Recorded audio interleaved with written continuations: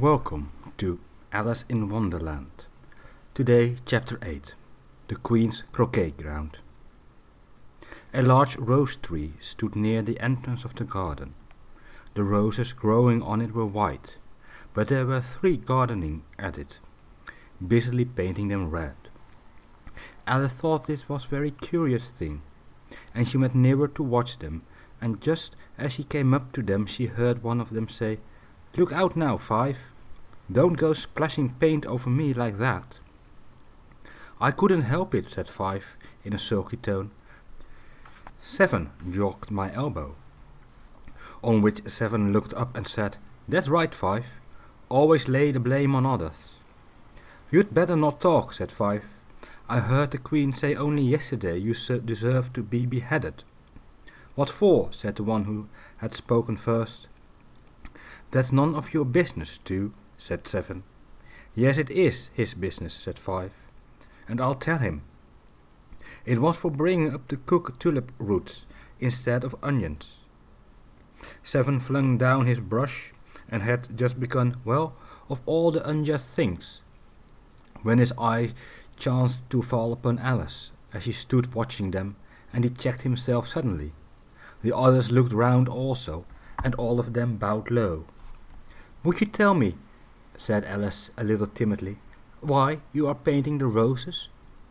5 and 7 said nothing, but looked at 2. 2 began in a low voice, "Why, the fact is, you see, miss, this here ought to have been a red rose tree, and we put a white one in by mistake.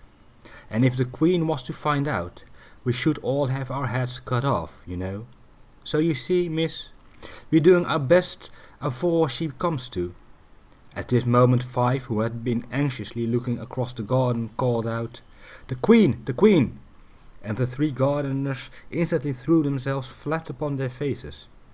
There was a sound of many footsteps, and Alice looked round, eager to see the Queen. First came 10 soldiers carrying clubs. Those were all shaped like the 3 gardeners, oblong and flat, with their hands and feet at the corners. Next the 10 courtiers. These were ornamented all over with diamonds, and walked 2 and 2, as the soldiers did. After these came the royal children. There were 10 of them, and the little dears came jumping merrily along hand in hand in couples. They were well ornamented with hearts. Next came the guests, mostly kings and queens, and among them Alice recognized the White Rabbit.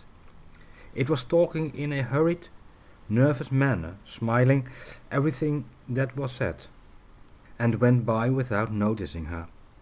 Then followed the Knave of Hearts, carrying the king's crown on a crimson velvet cushion, and last of all this grand procession came the King and the Queen of Hearts. Alice was rather doubtful whether she ought not to lay down on her face like the 3 gardeners, but she could not remember ever having heard of such a rule at processions. And besides, what would be the use of a procession, thought she, if people had all to lay down on their faces, so that they couldn't see it? So she stood still where she was and waited. When the procession came opposite to Alice, they all stopped and looked at her, and the Queen said severely, "Who is this?" She said it to the Knave of Hearts, who only bowed and smiled in reply. "Idiot!" said the Queen, tossing her head impatiently, and turning to Alice, she went on, "What is your name, child?" "My name is Alice, so please, your Majesty," said Alice in very politely. But she added to herself, "Why, they're only a pack of cards, after all. I needn't be afraid of them."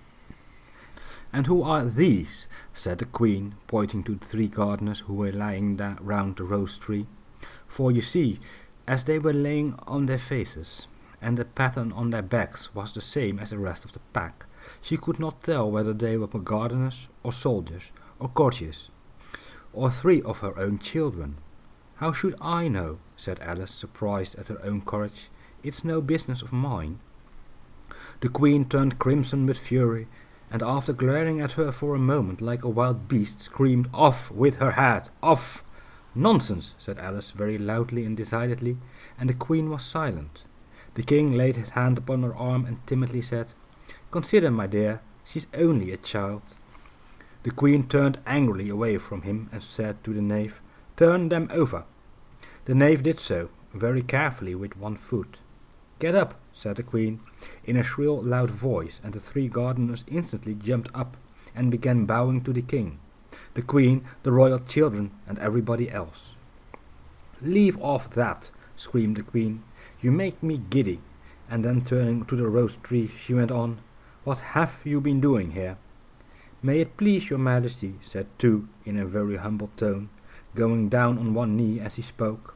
"We were trying—" "I see," said the queen, who had meanwhile been examining the roses. "Off with their heads!"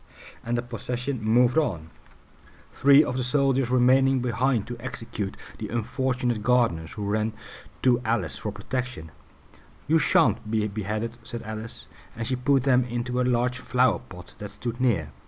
The 3 soldiers wandered about for a minute or 2, looking for them, and then quietly marched off after the others. "Are their heads off?" shouted the queen. "Their heads are gone, if it pleases your majesty," the soldiers shouted in reply. "That's right," shouted the queen. "Can you play croquet?" The soldiers were silent and looked at Alice, as the question was evidently meant for her. "Yes," shouted Alice. "Come on then," roared the queen, and Alice joined the procession, wondering very much what would happen next. It's a very fine day," said a timid voice at her side. She was walking by the white rabbit, who was peeping anxiously into her face. "Very," said Alice. "Where's the Duchess?" "Hush, hush," said the rabbit in a low, hurried tone. He looked anxiously over his shoulder as he spoke, and then raised himself up tiptoe, but his mouth close to her ear, and whispered, "She's under sentence of execution." "What for?" said Alice. "Did you say, 'What a pity'?" the rabbit asked. "No, I didn't," said Alice. "I don't think it's all pity. I said, 'What for?'" "She boxed the queen's ears," the rabbit began. Alice gave a little scream of laughter. "Oh, hush," the rabbit whispered in a frightened tone. "The queen will hear you. You see, she came rather late, and the queen said—" "Get to your places," shouted the queen in a voice of thunder, and people began running about in all directions, tumbling up against each other. However, they got settled down in a minute or 2, and the game began. Alice thought she had never seen such a curious croquet ground in all her life. It was all ridges and furrows. The balls were live hedgehogs, the mallets live flamingos, and the soldiers had to double themselves up and to stand upon their hands and feet to make the arches.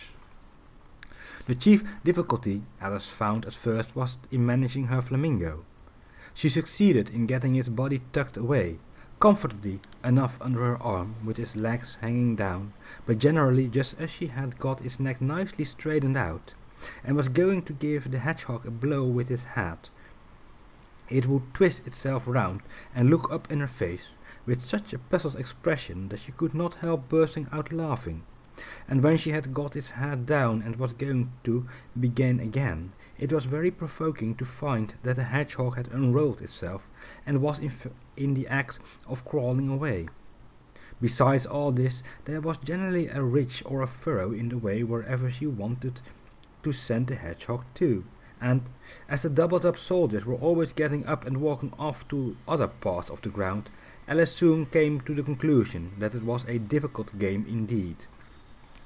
The players all played at once, without waiting turns, quarrelling all the while and fighting for the hedgehogs, and in a very short time the queen was in a furious passion and went stamping about and shouting, "Off with his head," or "Off with her head," about once in a minute. Alice began to feel very uneasy. To be sure, she had not as yet had any dispute with the queen, but she knew it might happen any minute. And then, thought she, what would become of me? They are dreadfully fond of beheading people here. The great wonder is that there's anyone left alive. She was looking about for some way to escape, and wondering whether she could get away without being seen, when she noticed a curious appearance in the air.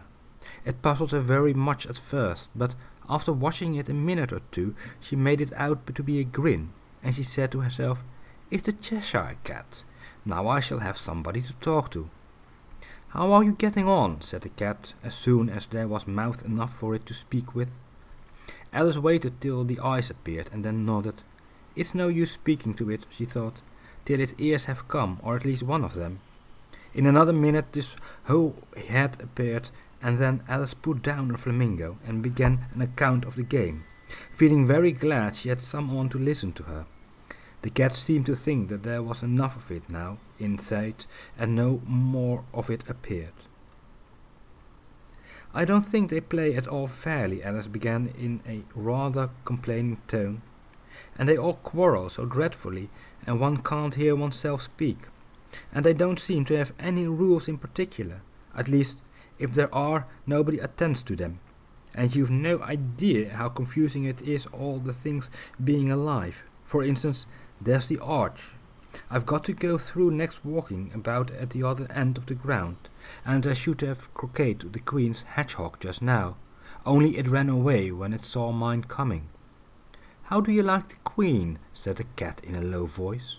"Not at all," said Alice. "She is so extremely—" Just then she noticed that the Queen was close behind her listening, so she went on, "Likely to win. That is hardly worth while finishing the game." The Queen smiled and passed on. "Who are you talking to?" said the King, coming up to Alice and looking at the cat's head with great curiosity. "It's a friend of mine, a Cheshire cat," said Alice. "Allow me to introduce it." "I don't like the look of it at all," said the King. "However, it may kiss my hand if it likes." "I'd rather not," the cat remarked. "Don't be impertinent," said the King, "and don't look at me like that." He got behind Alice as he spoke. "A cat may look at the King," said Alice. "I've read that in some book, but I don't remember where." "Well, it must be removed," said the King very decidedly, and he called to the Queen, who was passing at the moment. "My dear, I wish you would have this cat removed." The Queen had only one way of settling all difficulties, great or small. "Off with his head," she said, without even looking around. "I'll fetch the executioner myself," said the King eagerly, and he hurried off. Alice thought she might as well go back and see how the game was going on, as she heard the Queen's voice screaming with passion. She had already heard her sentence 3 of the players to be executed for having missed their turns, and she did not like the look of things at all, as the game was in such confusion that she never knew whether it was her turn or not. So she went in search of her hedgehog. The hedgehog was engaged in a fight with another hedgehog, which seemed to Alice an excellent opportunity for croqueting one of them with the other. The only difficulty was that her flamingo was gone across to the other side of the garden, where Alice could see it trying to, in a helpless sort of way, to fly up into one of the trees.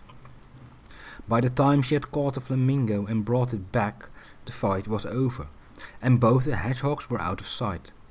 "But it doesn't matter much," thought Alice, "as all the archers are gone from this side of the ground." So she tucked it under her arm, that it might not escape again, and went back for a little more conversation with her friend. When she got back to the Cheshire Cat, she was surprised to find quite a large crowd collected round it. There was a dispute going on between the executioner, the King, and the Queen, who were all talking at once, while all the rest were quite silent, and looked very uncomfortable.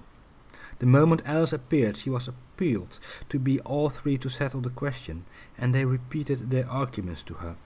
Though, as they all spoke at once, she found it very hard indeed to make out exactly what they said.